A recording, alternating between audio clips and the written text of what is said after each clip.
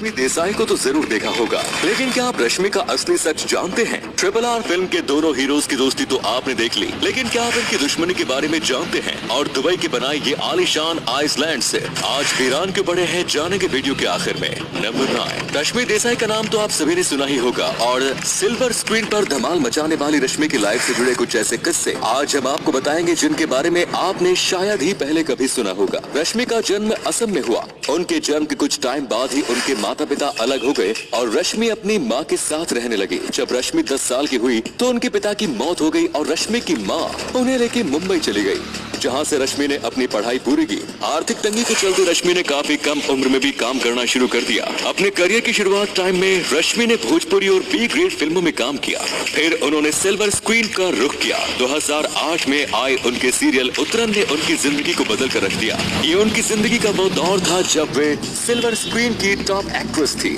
इसी दौरान उन्हें प्यार हुआ नंदिश संधू से, जो उतरन में उनके को स्टार थे। 2012 में दोनों ने शादी कर ली, पर ये शादी सिर्फ 3 साल चली और 2015 में दोनों का तलाक हो गया। तलाक के बाद रश्मि डिप्रेशन में चली गई, पर उन्होंने हिम्मत नहीं हारी। वे लगातार सीरियल्स कर रही थी और अपनी एक्टिंग का लोहा मनवा रही थी। उन्होंने बिग बॉस 13 में भी हिस्सा लिया, जहां उन्हें बॉयफ्रेंड अरहान खान के साथ देखा गया। पर बिग बॉस के दौरान ही दोनों अलग हो गए, क्योंकि शो के दौरान ही सलमान खान ने खुलासा किया कि अरहान रश्मि के पैसों के लिए उन्हें डेट कर रहा है। रश्मि आज टीवी की दुनिया की सबसे शानदार एक्ट्रेसेस हैं और अब वे OTT प्लेटफॉर्म्स के साथ कुछ प्रोजेक्ट्स पर काम कर रही है, जो जल्द ही आपके सामने होंगे। नंबर 8, फिल्म RRR भारतीय सिनेमा के आज तक के सारे रिकॉर्ड तोड़ चुकी है। साथ ही इस फिल्म के चलते दो परिवारों के बीच 35 साल से चली आ रही दुश्मनी भी खत्म हुई है। कैसे चली आज आपको बताते हैं।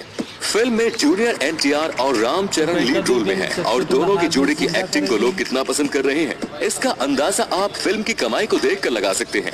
जूनियर NTR और रामचरण का परिवार पिछले 35 सालों से एक दूसरे से दूरियां बनाए हुए हैं, पर जब SS राजामौली इस फिल्म का ऑफर लेके दोनों एक्टर्स के पास गए तो दोनों ने फिल्म का हिस्सा बनने के लिए हामी भर दी, क्योंकि वे जानते थे कि राजामौली की फिल्म बॉक्स ऑफिस पर क्या कमाल करती है।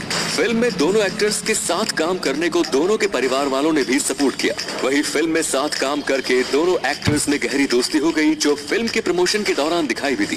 फिल्म के प्रमोशन के दौरान दोनों एक्टर्स एक दूसरे की बड़ाई करते नहीं थक रहे हैं और ऐसे इंडियन बॉक्स ऑफिस के अभी तक के सारे रिकॉर्ड तोड़ने वाली इस फिल्म ने दोनों एक्टर्स के परिवार की पुरानी दुश्मनी भी खत्म कर दी। नंबर 7, आपने आज तक कई कूल मशीन्स देखी होंगी, पर आज हम आपको एक ऐसी मशीन दिखाने जा रहे हैं जो कांच की बोतल को पलक झपकते ही मिट्टी बना देती है। वीडियो में दिख रही इस मशीन को DB एक्सपोर्ट बीयर ने न्यूजीलैंड के बीचेस पर इंस्टॉल किया है।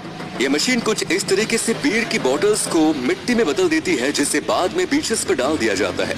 ये न्यूजीलैंड के बीचेस को बचाने की एक मुहिम के तहत किया जा रहा है, क्योंकि वहाँ बीचेस की मिट्टी को कंस्ट्रक्शन के कामों में इस्तेमाल किया जाता है, जिसके चलते बीचेस बर्बाद हो रहे हैं और इसी चीज को रोकने के लिए बीचेस के पास इन बीयर क्रशिंग मशीन को लगाया जा रहा है। नंबर 6, आपने आज तक कई बड़े छोटे वाटरफॉल देखे होंगे, पर आज हम आपको एक ऐसा वाटरफॉल दिखाएंगे जिसे दुनिया का सबसे खूबसूरत वाटरफॉल कहा जाता है। हम बात कर रहे हैं इगुआजू वाटरफॉल की। ब्राजील और अर्जेंटीना के बॉर्डर्स के बीच मौजूद इस वाटरफॉल की लंबाई है 3 किलोमीटर, जो कि 275 अलग अलग छोटे झरनों से मिलकर बना है, जिनकी ऊंचाई 60 मीटर से 82 मीटर के बीच है। क्लियर पानी और हरे भरे किनारों की वजह से इस वाटरफॉल को दुनिया का सबसे खूबसूरत वाटरफॉल होने का टाइटल हासिल है, जैसा आप इस वीडियो में देख सकते हैं। नंबर 5, हर व्यक्ति चाहता है कि अगर वो अपनी जमीन बेचे तो उसे उसके लिए मोटी रकम मिले, पर झुग्गी वाले इलाकों में ऐसा नहीं होता, क्योंकि लोग वहाँ जमीन लेना पसंद नहीं करते। पर जॉर्जिया में 2019 में कुछ ऐसा हुआ कि उसका झुग्गियों का इलाका भी करोड़ों में खरीदा गया। 2019 में एक दिन अचानक जॉर्जिया पर एक मेटेओराइट गिरा और जिस इलाके में वो मेटेओराइट गिरा वहाँ गरीब लोग रहा करते थे। मेटेओराइट गिरने के चलते उस इलाके पर रिसर्चर्स की नजर पड़ी और उन्होंने झुग्गी वाले उस इलाके की जमीन को करोड़ों देकर रिसर्च पर्पस से खरीद लिया। इसे कहते हैं किस्मत। नंबर 4, फ्यूल के दाम पिछले कुछ टाइम से आसमान छू रहे हैं, जिससे परेशान होकर महाराष्ट्र के एक व्यक्ति ने कुछ ऐसा किया कि देखकर आप भी सोच में पड़ जाएंगे। मिलिए शेख यूसुफ से। औरंगाबाद डिस्ट्रिक्ट के रहने वाले यूसुफ पेशे से एक लैब असिस्टेंट है, जो YB Chauhan college of pharmacy में काम करते हैं। बढ़ते फ्यूल प्राइस से परेशान होकर उन्होंने 40,000 रुपए में एक घोड़ा खरीद लिया और अब वे एक जगह से दूसरी जगह खाने के लिए अपने घोड़े का इस्तेमाल करते हैं। इनको कोई ये बताओ कि घोड़ा चने खाता है जो पेट्रोल से भी महंगे आते हैं, पर अपने इस एक्शन से यूसुफ सोशल मीडिया सेंसेशन जरूर बन गए हैं। नंबर 3, नासा की कैलकुलेशंस की माने तो अवेलेबल टेक्नोलॉजी की मदद से एक इंसान लगभग 500 दिन में मार्स तक पहुंच सकता है, पर अब इस सफर को सिर्फ 45 दिन में पूरा किया जा सकेगा। कैसे, चलिए आज आपको बताते हैं। हाल ही में कनाडा की मैकगिल यूनिवर्सिटी के इंजीनियर्स ने दावा किया है कि उन्होंने लेजर थर्मल प्रोपल्शन टेक्नोलॉजी को डेवलप किया है। इस टेक्नोलॉजी में लेजर्स की मदद से हाइड्रोजन फ्यूल को हीट किया जाएगा, जिसकी वजह से एक स्पेसक्राफ्ट 45 दिनों में धरती से मार्स तक का सफर तय कर पाएगा। हालांकि अभी ये टेक्नोलॉजी टेस्टिंग फेज में है, पर अगर ये सक्सेसफुल होती है तो इंसान जल्द ही मार्स पर जा पाएंगे। और अगले फैक्ट पर जाने से पहले इस फोटो को ध्यान से देखो और बताओ कि आपको कौन सी हीरोइन दिख रही है। इससे पता चलेगा कि आपकी आंखें और आपका दिमाग कितना तेज है। आपको मिलते हैं 3 सेकंड।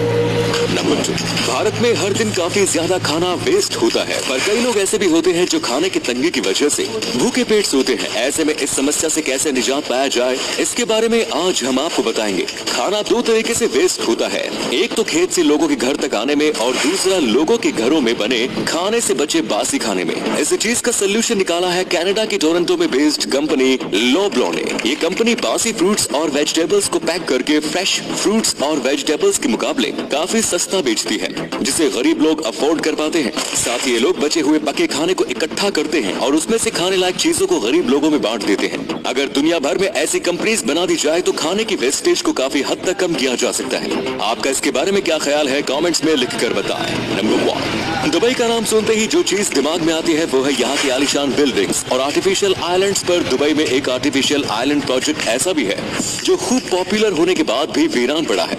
हम बात कर रहे हैं दुबई के द वर्ल्ड आइलैंड प्रोजेक्ट की। जब ये प्रोजेक्ट शुरू हुआ तो लोगों ने इसमें खूब दिलचस्पी दिखाई, क्योंकि इस प्रोजेक्ट में डेवलप किए गए प्राइवेट आइलैंड लोगों को काफी अट्रैक्टिव लग रहे थे रहने के लिए। इसीलिए लोगों ने काफी मोटी रकम देके इन्हें खरीदा। फिर आ गई 2008 की तंगी और जमीन के भाव तेजी से गिरने लगे, जिसके चलते लोगों ने इस प्रोजेक्ट में इन्वेस्टमेंट से हाथ खींचा और साथ ही लोगों को पता चला कि ग्लोबल वार्मिंग के चलते ये आइलैंड्स जल्दी ही पानी में डूब जाएंगे, जिसके चलते लोगों ने इन आइलैंड्स पर रहने का आइडिया ड्रॉप कर दिया और ये आइलैंड्स हमेशा के लिए वीरान हो गए। दोस्तों, इस वीडियो को शेयर करोगे तो आपके दोस्तों को पता चलेगा कि आप कितने इंटरेस्टिंग नॉलेज वाली वीडियोस देखते हैं, इसलिए इस वीडियो को शेयर करना मत भूलना। मिलते हैं कल एक और एक्साइटिंग वीडियो के साथ।